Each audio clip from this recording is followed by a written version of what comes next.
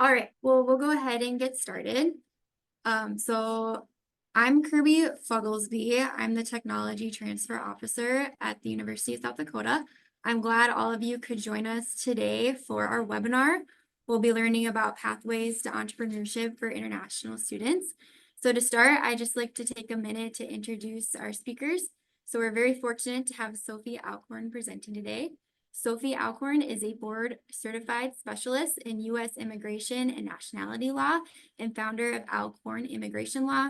Her mission is to transcend borders, expand opportunity, and connect the world by practicing compassionate, visionary, and expert immigration law in service of the betterment of humanity.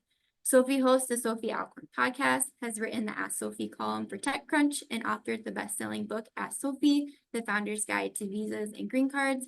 A sought-after expert, she's been quoted in major publications and spoken at global conferences. Through her work, Sophie is dedicated to helping people live their dreams in America and empowering professionals to navigate the U.S. immigration system successfully.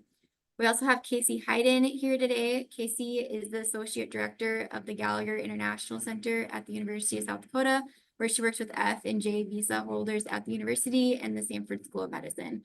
With over 13 years of experience at USD, including 5 years dedicated to supporting international visitors, Kasie oversees services for approximately 750 visitors on campus and an additional 250 graduates on OPT and STEM OPT. So Kasie will just be providing a little bit information about how her office works with students and answer any questions from a university perspective.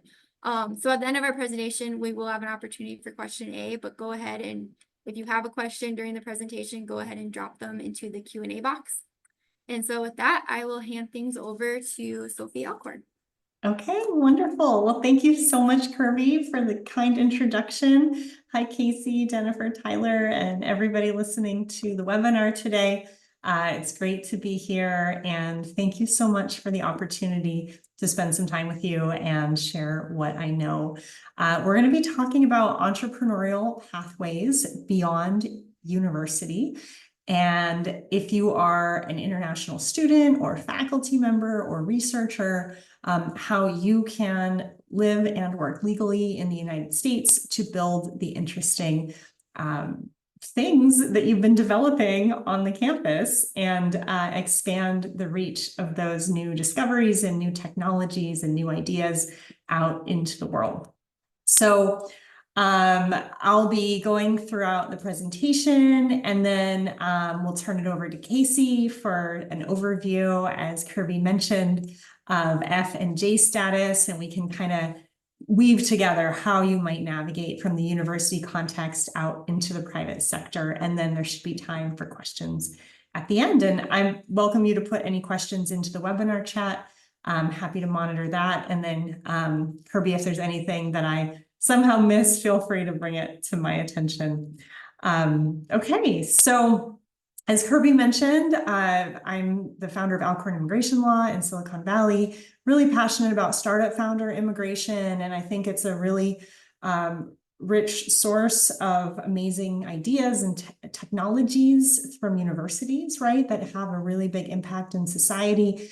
And I just believe the world should be a place in which every person has the chance to live their dreams. And so in my work as an immigration attorney and the founder of Alcorn Immigration Law, we try to remove barriers and obstacles to people to get freedom so that they have the peace of mind and security to be able to invent and create and, create companies and create jobs and share your knowledge and insights with the world. So I'm a lawyer, so my normal lawyer disclaimer is, this is an educational service. All information discussed is not legal advice for any specific situation. It's not confidential either. So, you can always go talk to an attorney for a private one-on-one conversation. And when you do that, everything you talk about has attorney-client privilege. It's secret. So in this broader context, this is just general overview information and just different creative strategies that I have seen people use effectively in my career. And also, I always defer to universities specifically. So like Kasie, for example, for any questions about curricular practical training, pre-completion OPT, post-completion OPT, STEM OPT, J1 work, right? So every university interprets those and has different programs, right? So I hope to be a complement to the services that your university already offers. Just by way of background, this is my team. I'm in California, but we've got folks in Texas and Virginia and across the country. We went remote in the pandemic and our clients are all over the world. So we meet with people on Zoom and we do webinars like this and over email. So we've helped over 4,000 clients around the world so far. And I'm also curious to learn about you guys. So if you have the option to type things in the chat window and you would like, you're welcome to share, where you are, what you're working on. But I imagine that we have a variety of students here, faculty members, researchers, maybe some alumni, employers in the local community. So all of your questions are welcome and you're happy to share them throughout, and we'll reserve time at the end to make sure we can answer all of them. So I like setting the scene, laying the foundation for an immigration discussion through some overview of the context. So people have a lot of different motivations when it comes to studying, researching, teaching, working in the United States.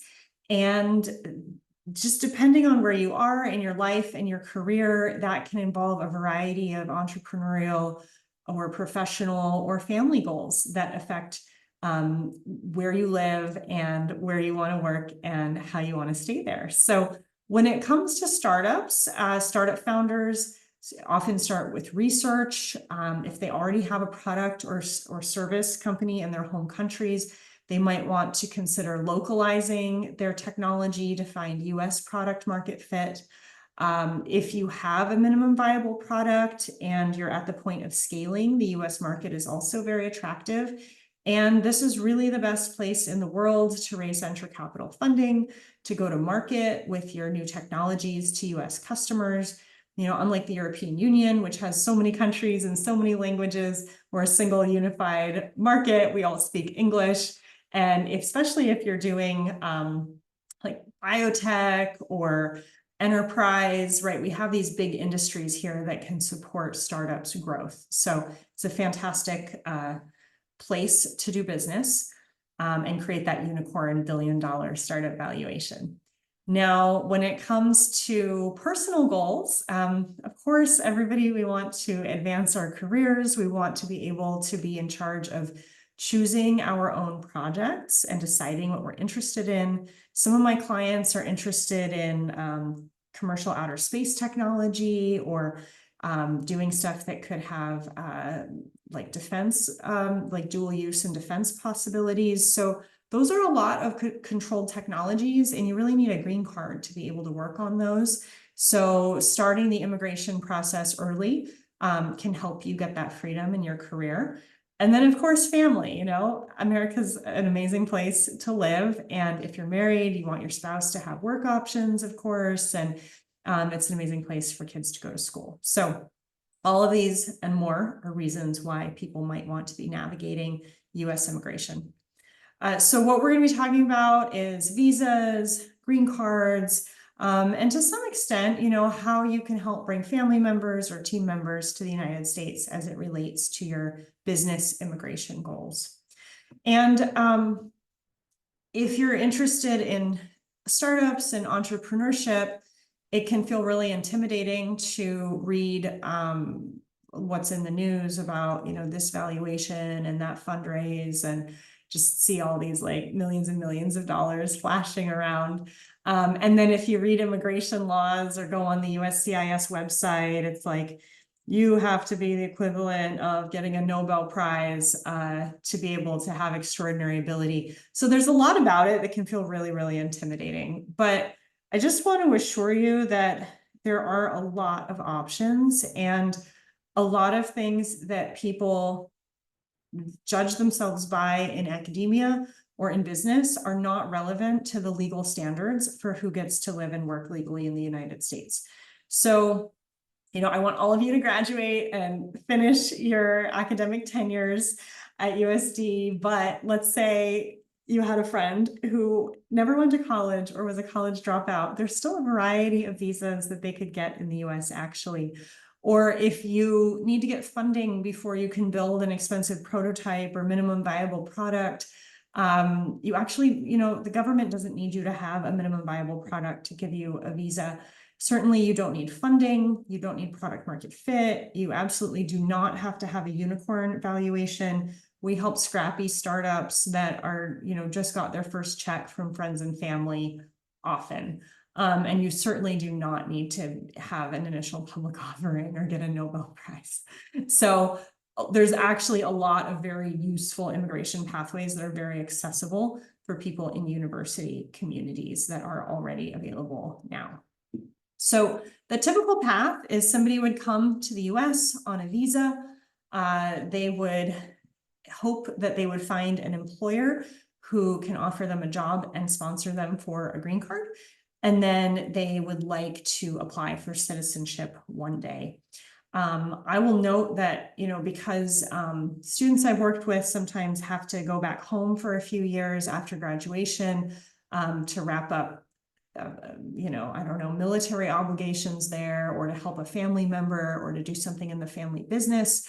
I would just like to register for everybody here that if you end up, going back to your home country for some period of time, that doesn't stop you from doing the green card process. Getting a green card, which is permanent residence, does not require you to have a visa first. So even if you're in another country, you could still actually go through the green card process. It will take a few years for most people, longer if you're from India or China. I know it's a very diverse global group.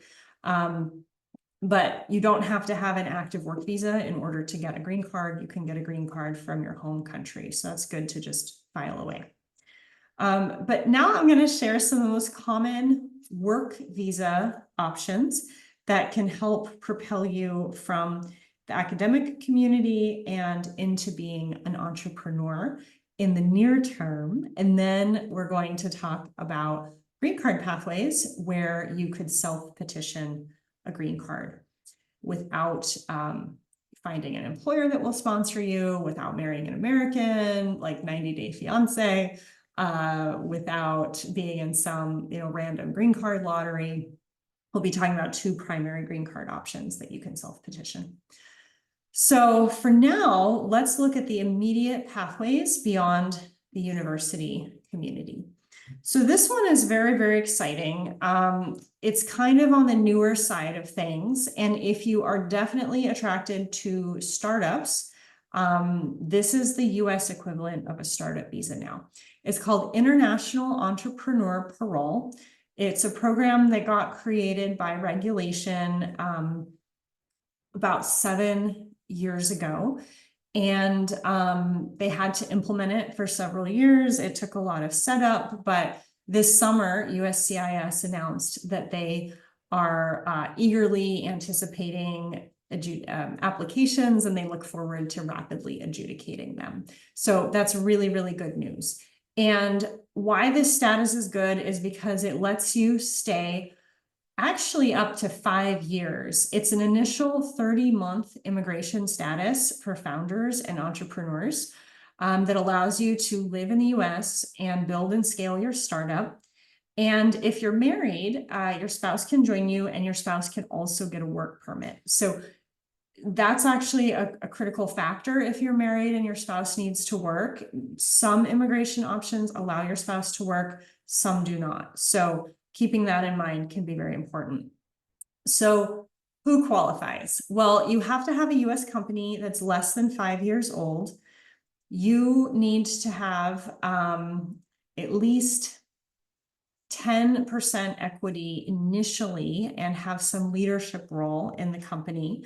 So CXO, that's like the variable X. So it could either be, CEO, CTO, COO, any of those should be sufficient for this. Even other titles could potentially work as well. And they adjust the financial amounts every 3 years based on inflation.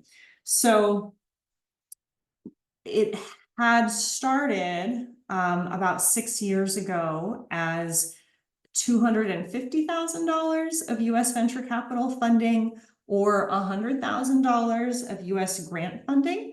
But it has changed. And so this is the second triennial inflation adjustment that they're doing. I'm just changing my standing desk here to sit down. So starting on the new government fiscal year, which begins October 1st, the new amounts are going to be $311,000 and $125,000. Yeah, and great question, CXO. That's just it's like a catch-all phrase for CEO, CTO. So like Chief Executive Officer, Chief Technology Officer. The X is just like a variable. And so that's how you kind of see that written sometimes in Silicon Valley to talk about all of those C-suite roles of leadership in a company.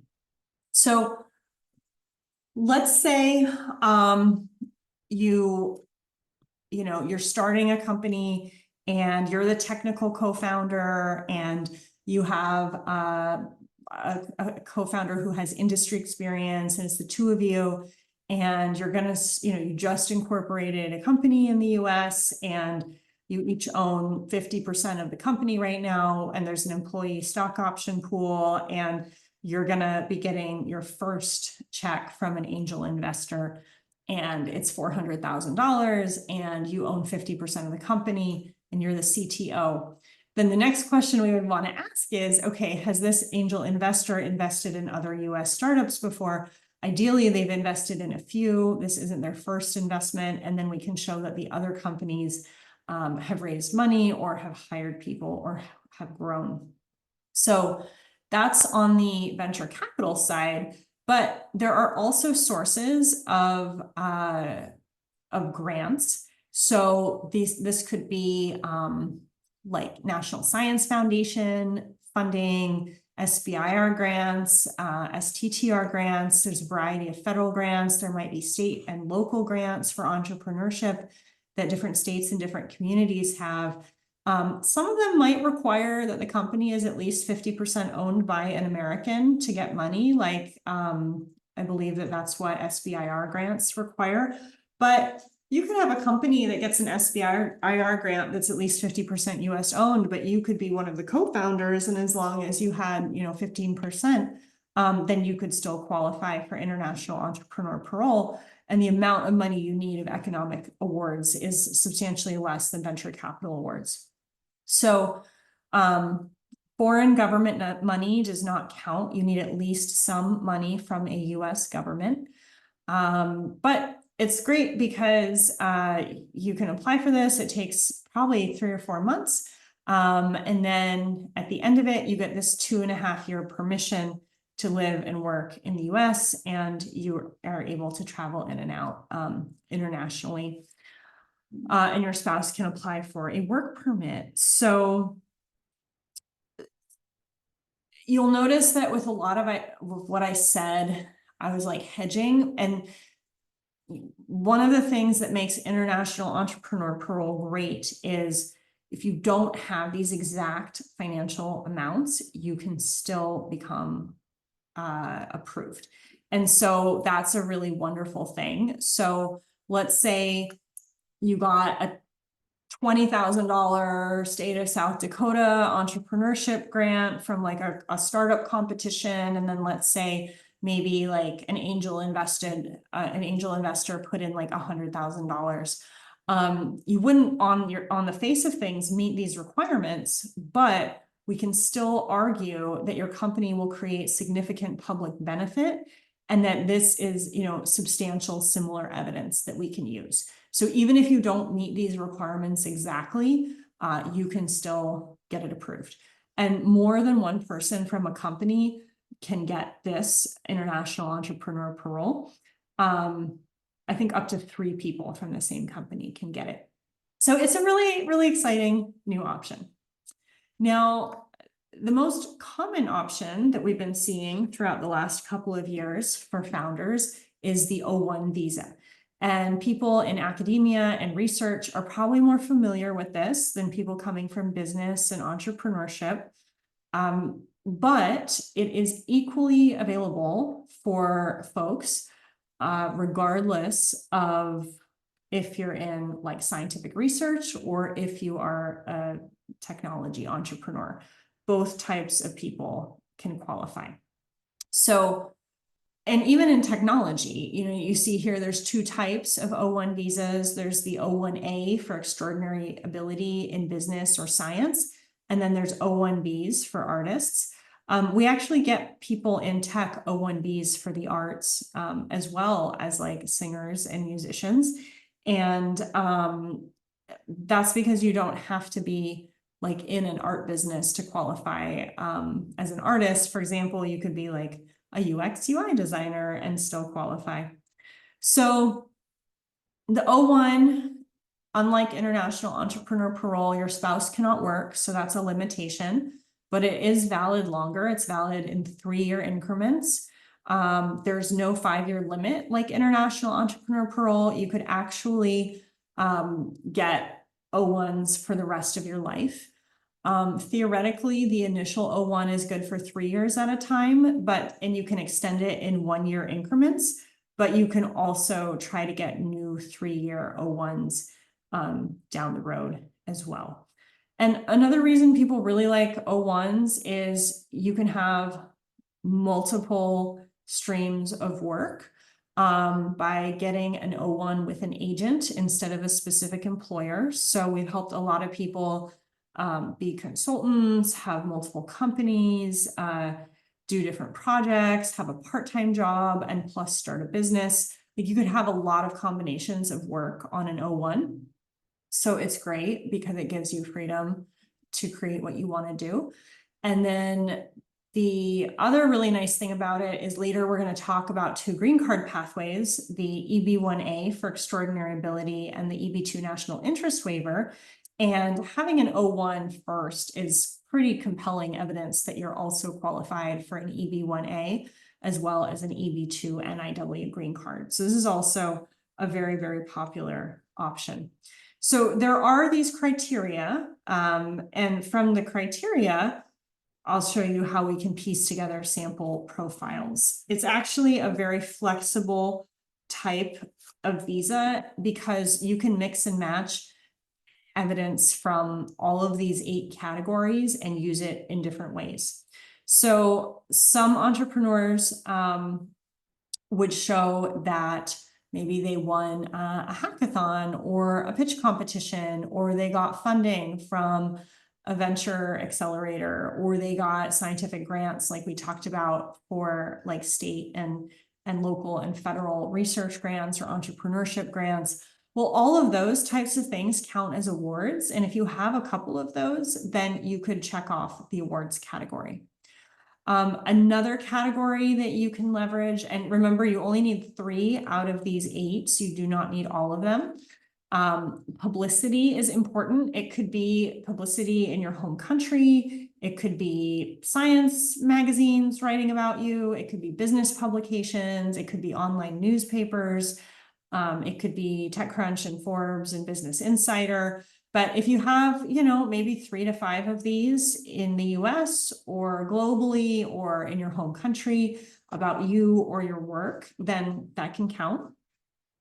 The next one, what you created matters. Some of you will have multiple patents already. Some might have your very first patent in progress. Some of you might be inventing things that are just not appropriate for patenting, or maybe you still need to raise the money to seek intellectual property protection. So that's okay. When we're talking about what you invented or what you created, yeah, if there's patents, that's great, but certainly you don't need any of that to get approved. And the way I like to think about it, it's like, well, how have you disrupted the industry? How are people doing things differently because you were able to figure out what it is that this company now does and sells? Also, having leadership roles can be very beneficial. They call it critical roles in distinguished organizations. That could be being the CEO of your startup. It could be leading on a scientific committee. It could be being a member of a entrepreneurship group where you had to apply to get in. So a lot of types of evidence work for that. Similarly, just simply joining organizations that are hard to get into, startup accelerators, committees of different elite organizations, being an advisor and mentor in other people's companies or work, all of that can be helpful. If you're a judge and if you're deciding who else is an expert, then we can use that as well. So if you want an O1 or an EB1 and people are inviting you to peer review papers for research or to judge competitions, please say yes to those opportunities. Additionally, what you write about is helpful. So if you're an author, whether you're publishing in peer-reviewed scientific publications, or if you're more on the business side of things, if you are writing in magazines or newspapers, that can be useful. And then we also look at your pay, and you don't have to make a lot of money in absolute terms, but relative to your geography, your industry, your job type, your level of work, a startup valuation can also help. So those are very helpful ways. So we can mix and match those. And I'm just trying to see the questions. So I'm going to circle back to the travel questions for international entrepreneur parole at the end. But for the O1, you get a normal visa in your passport.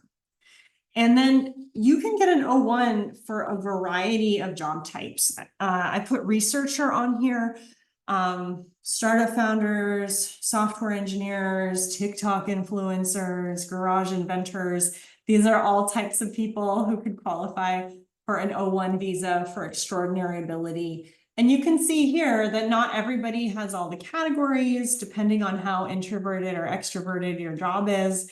You might have some evidence, but not others. So that's okay. We can really just mix and match. And I've seen undergrads get O1s. I've seen, tenured professors get O1s. So, people at a variety of stages in their careers can get this. It's more about how do we show that you're the leader of some novel thing, and you don't need to have a lot of work experience to be able to prove that if there's other evidence. Okay, so now quickly I'm going to review some other types of visas that are also helpful post-graduation to be able to build a company in the United States. For certain countries, they might have treaties with the United States. So that would allow their entrepreneurs who are trading and investing in US goods and services and businesses to be able to qualify for E1 and E2 visas. So the E1 is for trade, the E2 is for investment. Now, most notably, India, China, Brazil, Russia, these large countries do not have E1, E2 treaties with the United States, but a variety of other countries do have treaties. So if you have a specific country you're wondering about, I can look it up for you. You're welcome to put that in the chat window. With the E2 specifically, because that's the more common one I see for startups, that would be if somebody is personally investing $100,000 or $200,000 into their US company, or maybe you're representing a foreign company to expand and open up a new US office and a presence here. Employees of that company can get work visas and their spouses can get work visas. There's also another type of transfer visa. This is called an L1. This I would most specifically see with startup founders, maybe who graduated from the university already and they've started a startup in their home country and now they want to expand it to the US. But basically, if you have a company organizational structure with like maybe a US parent company and a wholly owned foreign subsidiary, or maybe it's a foreign corporation and it opens up like an LLC subsidiary in the US, If somebody's worked abroad at that related company for at least 1 year out of the last 3 years as a manager, executive, or person with specialized knowledge, the company can then transfer them to the US branch. So sometimes you'll hear about like a software engineer from India who worked at a tech company, and the tech company put them in the H-1B lottery each year and they didn't get selected. And then they sent them to their Canadian office for a year, and now they're going to transfer them back on L1. That's what this visa is, but it's less common for companies that are just starting off in the United States, unless you know you want to have like a developer team, like in Brazil, for example, if that, let's say that's your home country and your friends are software engineers there, and you know it's easy for you to hire engineers there, you know, maybe they could eventually transfer after having worked for your Brazilian subsidiary for a year. They can come join you in the US. Now, the H-1B is also very interesting because it's the most well-known work visa, and there is that lottery that I just mentioned. So over the last several years, there have been multiple lotteries. There have been H-1Bs in the news from people doing duplicate entries, but there's about, I would say, if you have a US master's degree or a US PhD, you probably have a 30% chance of being selected in any given H-1B lottery. If you have a US bachelor's degree or a bachelor's degree from anywhere in the world, actually, you probably have like a 20 to 25% chance of being selected in any given year. So a lot of employers will sponsor people in the lottery before they graduate, after they've made an offer, in the first year of OPT and in the second 2 years of STEM OPT, but not everybody gets selected, and that's a big problem. So one of the things we can actually do is, well, if you're an employer, you can hire people who've already gone through the lottery by transferring their H-1B to your company. But even for startup founders, we've been able now to get H-1Bs at any time of year without the lottery through a cap exempt option. And do I have that slide here? Yeah. So it's really wonderful because there's no lottery. It's available any time of year. And the way it works is you essentially obtain 2 H-1Bs that are concurrent. So the first H-1B is with a university as like a teaching assistant, for example, or a researcher. But universities don't have to have their employees go through the lottery to get H-1Bs. And nonprofits affiliated with universities do not have to have their employees go through the lottery. So a couple of private programs at university affiliated nonprofits have emerged to help streamline this process for students, and they offer various global talent fellowship programs. And so if you come to me like now, right, it's September, and the people who got H-1Bs approved in last year's lottery are just starting at their companies in H-1B status on October 1st. And we're more than 6 months out from the next H-1B lottery. So that will be next March and April. And then those people who are selected won't be able to start until the following October. So if you came to me now and you're like, hey, my startup has some basic funding and we really need somebody to work there, and we don't have enough yet for international entrepreneur parole. This person's not famous, so they can't get an O1. They don't have, you know, they're from India or China, so we can't get an E1, E2. We don't have any companies abroad, so we can't get an L1A. And we don't want to wait for the next H-1B lottery, but we have some money. What should we do? I would say consider cap exempt H-1Bs. I'm going to be doing another webinar just about H-1Bs actually tomorrow, and all of our webinars are always published on my website, alcorn.law. So you're welcome to register for that. But we'll be talking about this more specifically tomorrow, but it's like your early stage startup can get you an H-1B without the lottery any time of year through this cap exempt concurrent option. And another cool thing is that there used to be a requirement for companies to have an employer-employee relationship with the worker by showing that there were other people who could, hire the person, fire the person, and oversee their work. But the government definition of all that changed within the last year or so. So we've actually been able to get H-1Bs for founder, CEO, owners of the company. So you don't need to get an American on your board to be able to hire you and fire you anymore. You can actually get approved for an H-1B as the majority owner, which is another very exciting development. So real briefly, a few notes on green cards, and then I'll turn it over to Kasie, and then we'll open it up for questions. So with green cards are permanent residence. It's a lifetime status. It is perhaps tied to a company at the beginning, but after a while, you're just allowed to live and work anywhere in the United States. The cards are valid in 10-year increments, but the status is valid for your lifetime. And if you want to become a US citizen, you usually need to have a green card for at least 5 years first. But if you're married to and living with a US citizen, it's only 3 years, even if you get your original green card through employment. So many paths up the green card mountain. There's family-based green cards, there's lottery-based green cards, but here we zoom into the employment-based green card pathways. So EB, when you see these EB categories, EB is employment-based. So we'll be primarily talking about the EB-1A for extraordinary ability and the EB-2 NIW, the National Interest Waiver Green Card. There's also the EB-5 investment option for roughly $1 million. You can invest that and get green cards.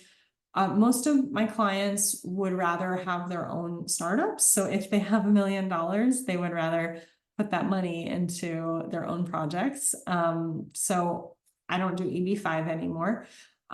Most companies typically sponsor normal employees for EB-2 and EB-3 green cards. Most universities typically sponsor people for EB-1B green cards for researchers and professors. And then companies that have the L-1A offering with global offices, they also look at the EB-1C, which is most similar to an L-1A. But for purposes of this webinar today, we're going to be talking about EB-1A and EB-2 NIW because those allow you to self-petition as a human without being mega rich, without having a company, and without getting married and without it being random. So those are my two favorite. And then let me see if I can just try to see what questions we have. Here's one that's sort of on point right now. If I get my green card from my employer, sorry, I'm like navigating my screen to see the questions. I know that it's kind of cropping what you can see. If I get a green card from my employer, will I be able to open my own business the same way Americans can?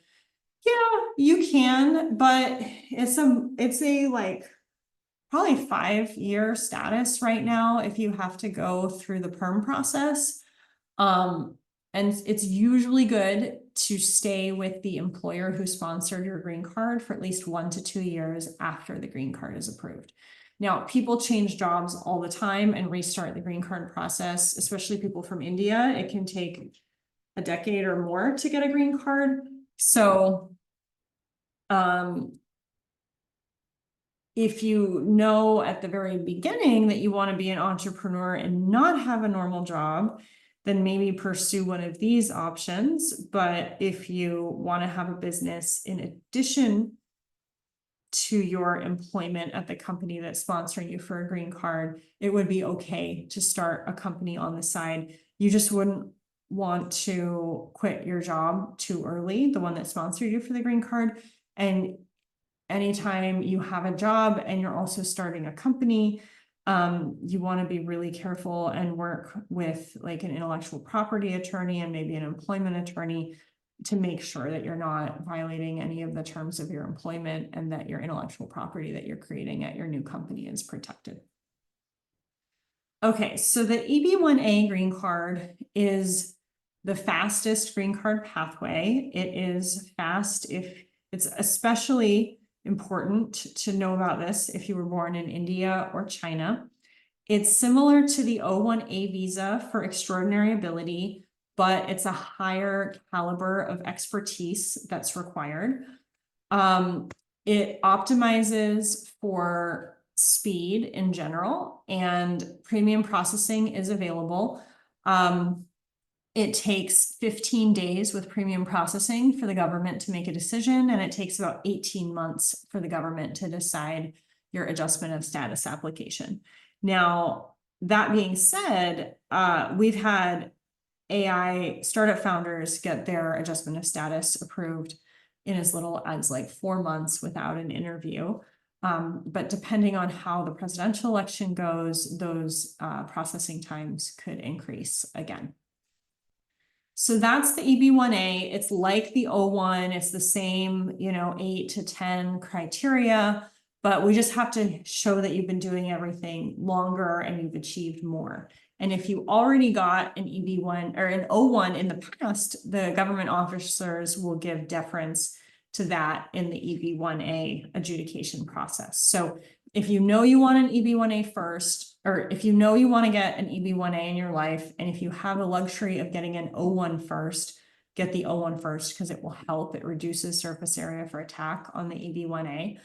But for my clients who are married and from India and they're on H-1B and their spouse already has a dependent work permit through their employment-based process, those folks really need their spouse to be able to work, so they might not be able to switch from H-1B and H-4 EAD to O1. So it gets kind of technical, but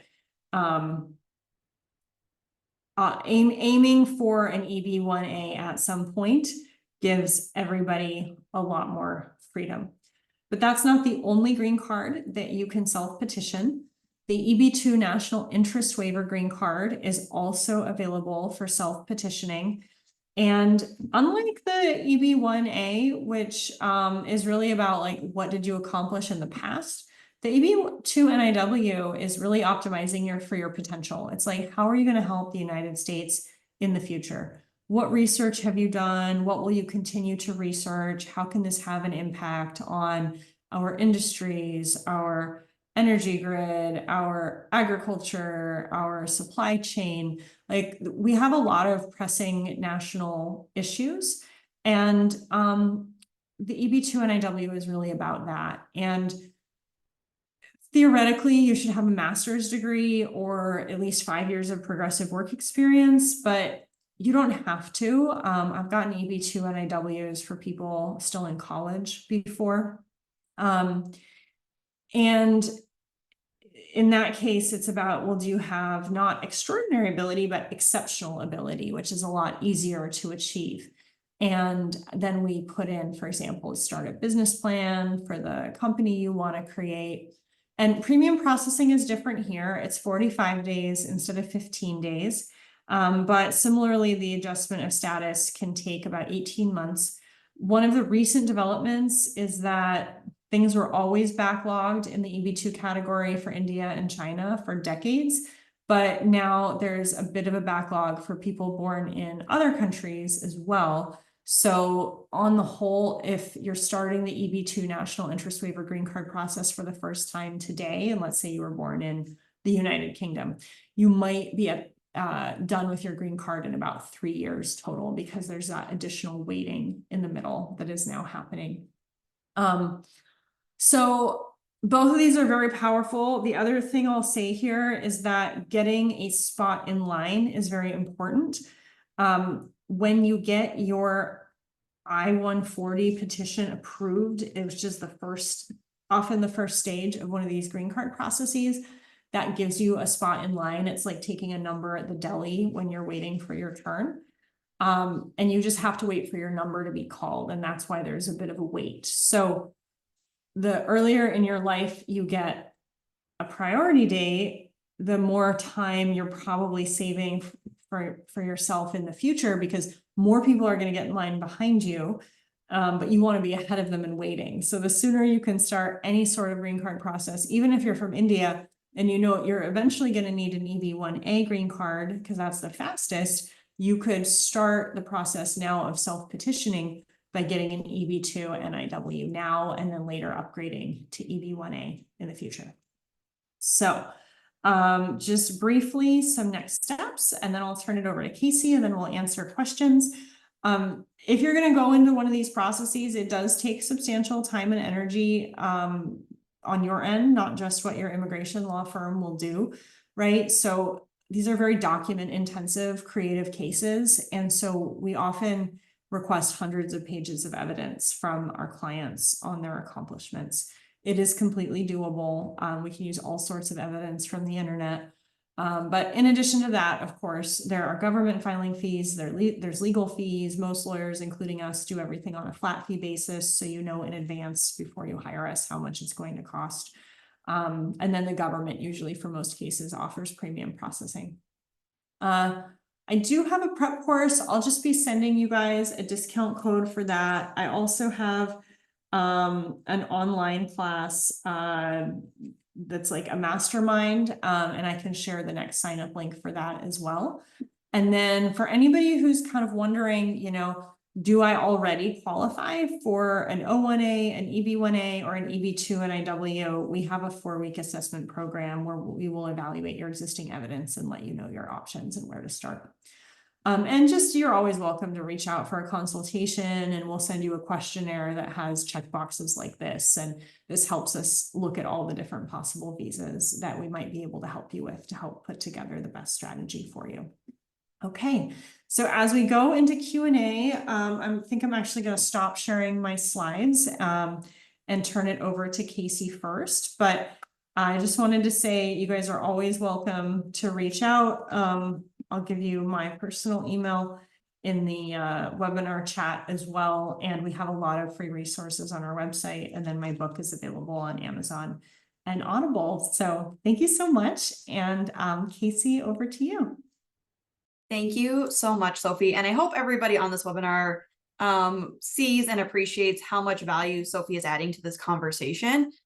The world of international immigration and employment is definitely complex. And so going to somebody who is an expert in the field is truly your best option.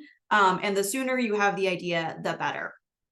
And that will just kind of segue into, at the Gallagher International office at USD, we are basically endorsed to help advise F and J visa students and scholars. There are specific programs that we register with the federal government that we say, hey, we would like to recruit students to pursue degrees in this program. Or, hey, we're looking at bringing over a researcher or scholar or short-term student intern. And there's very specific requirements that go with each of those different categories. And so a lot of the question on whether or not I can start my own business or whether or not I can proceed with something really results in the answer like, it depends. It depends on your degree. It depends on your visa. It depends on where you're from. And we invite you to come and have conversations with us as soon as possible. So that way we can tell you whether or not that's in our scope of responsibility, or if that's something where you would be better served going to an expert like Sophie, a business lawyer, something like that. The other thing I want to highlight is not all immigration attorneys are created equally. So especially here in the state of South Dakota, a lot of our immigration attorneys are really focused on, people who have asylum seeking statuses or something like that. And so please, if you are looking for entrepreneurship specific employment, find an attorney like Sophie who is really an expert in that field. When we look at pathways for entrepreneurship at the University of South Dakota specifically, there are a couple of opportunities, and I'm just going to highlight these really, really quick so we can make sure that we have time for Q&A. On-campus employment, that's really going to be designed for you to build up the skills. So if you're in our Beacom School of Business, for example, there's Coyote Business Consulting, If you're at the University of South Dakota in Sioux Falls, where there's the Discovery District, there may be some opportunity to work with some of the employers there to really understand how a startup is created. There's a few criteria that those businesses do have to fall in line with. They have to provide a service to students, or they have to be sort of employed by the university. There has to be a real good connection there. And that's something that we're constantly reviewing, constantly looking at, so that way you can make sure that you are staying within your F or J visa status. Also, there's the curricular practical training, so that's your CPT. That's specific to your degree. So that's where we look for internship credit that your academic advisor is going to grant in exchange for that employment. At this time, the University of South Dakota does not have CPT for self-employment. This would be something where you would be working with a startup, maybe you're working in conjunction with the university in some way, but it's really another way to authorize on-campus or off-campus employment during the school year for up to 20 hours. During the summer, it can be beyond that. Again, we have workshops every semester that goes over everything that you need to know for CPT and everything that you need to know for OPT. OPT is an interesting one for entrepreneurship because it is the one area where you can be self-employed. Most of our students choose the post-completion OPT. So that is when your degree is complete, your I-20 end date is over, and you have authorized employment. There is a window about 90 days before that I-20 end date where you'll want to apply, and then up to 60 days afterwards. Again, we will be sending out every single semester invitations to these workshops, the specific deadlines and the specific process. But it's really a great opportunity for you to say, hey, this is what I learned in my academic unit, and these are the skills that I'm going to put to use in creating my own business. After that, if you have a STEM designated zip code on your I-20, and again, we can help you identify that, then you may be eligible to apply for the STEM extension. That's up to 2 years. The difference there is that you do need to have a bona fide employer-employee relationship. So that's where, again, if you have your own business and you're looking at hopefully filing for that STEM OPT extension, we would really encourage you to work with an attorney to make sure that whether you have a board of directors or whatever the structure of your business is, really makes sense with your actual visa status. The other thing that I do want to highlight is all of this stuff really comes back to the fact that when you applied for your visa, you did attest that you had an intent to return to your home country. And so as we are documenting and as we're going through all of these processes, one of the things that we want to help you make sure is that you are relaying this to whatever that original intent was. Obviously, things change. Obviously, you discover different pathways, and that's where we encourage you to work with an immigration attorney. And in the meantime, it is critical for you to maintain your current status, so that way you can stay here and you're not in any sort of violation, and then you have to go home. So with that, we'll open this up to some Q&A because I think we have about 5 minutes, right, Kirby? Yep, Okay. we have 5 minutes. Perfect. Any other ones here?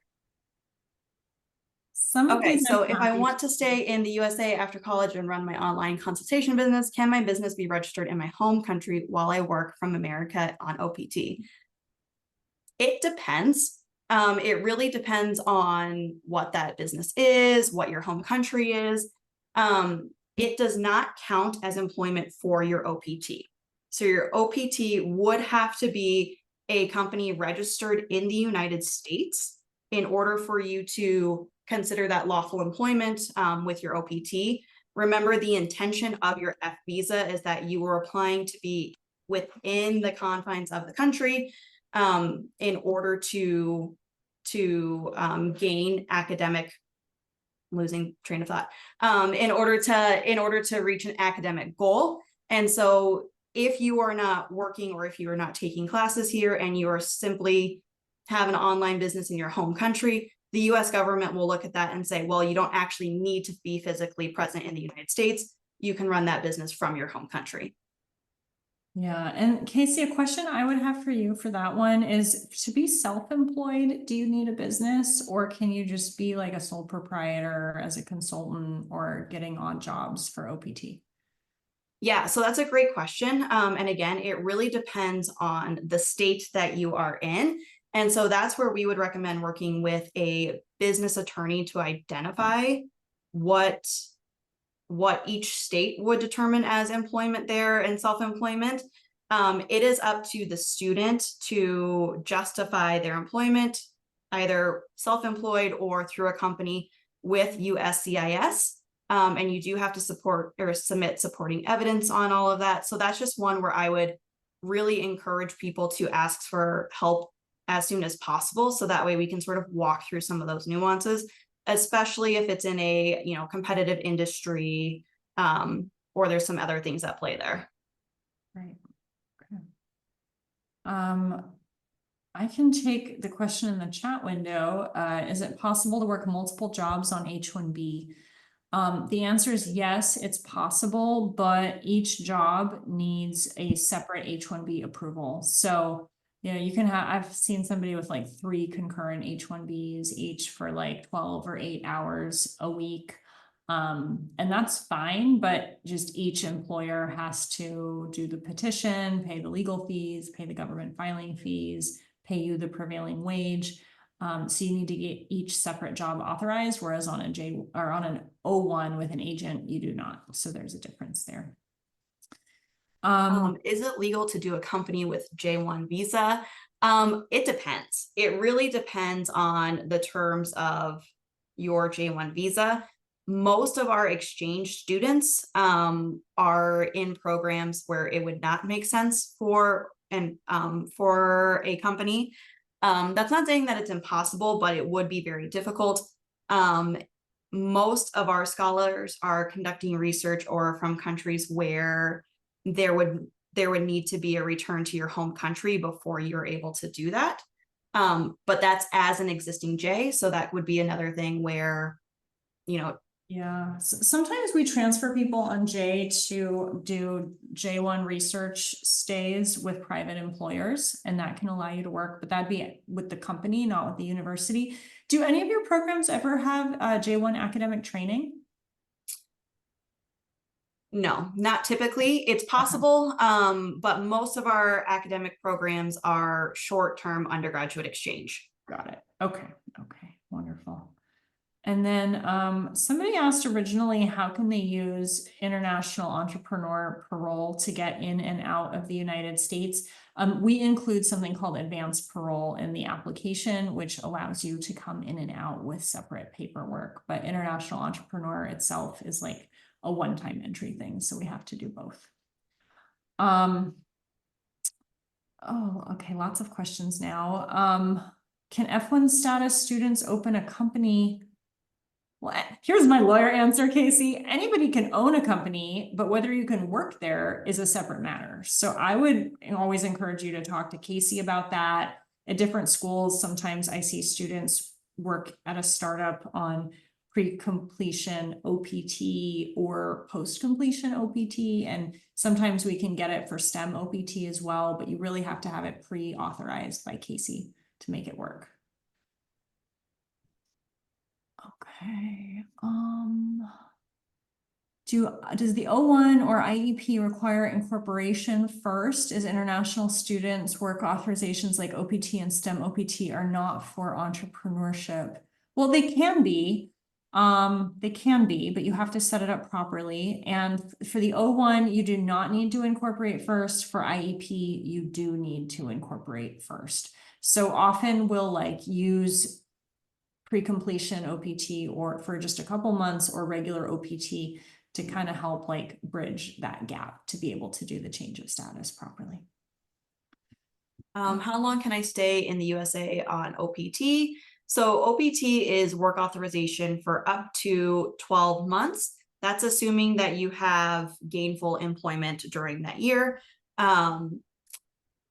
Then if you are in a relevant program, you may have the opportunity to apply for the STEM extension, which is 24 months. Yeah. And that's per degree level. So if you're here on a bachelor's degree, then you can apply for OPT. If you then go into a master's degree, then you can go into another one. But if you complete a master's degree and then transfer schools after OPT and apply for a new master's degree, you've already used that OPT at that level. And so you would need to find a different way to maintain your status. Great, okay. And I mean, I think every school's, you know, the government regulations are extremely complex, and I know that schools have to do a lot to comply. So maybe just the part, Kasie, about can you set up a business during OPT? Your perspective on that? Yeah, so setting up a business during OPT, yes, as long as you are maintaining your status and again, you're doing it properly. In order to not approve, don't get paid by the new company unless you've transferred your I-20 to include, like you could do the incorporation process and just not work there, and now you have this like dormant company, and that's fine. But if you actually want to start working there, they would have to get a new I-20, right? yeah, yep. You would have to upload that employment and make sure that you notify us. That way you have the correct I-20. Why do we not do CPT from inception? So remember that CPT is curricular practical training. There is no program at the University of South Dakota where we require people to have an internship from day one. That would be based on the entire curriculum for all students, domestic and international. Great. Okay, Alright. well, if any other questions come up, everybody is welcome to reach out to me individually later or connect with me on LinkedIn. And just Kirby and Kasie and team, thank you so much for the opportunity to have me. I really appreciate it. Yes, and thank you, Sophie, for presenting today. We recorded the webinar, so I'm happy to share it after after today. So with that, thank you to our presenters and have a great rest of your day. Thank you so much. Bye.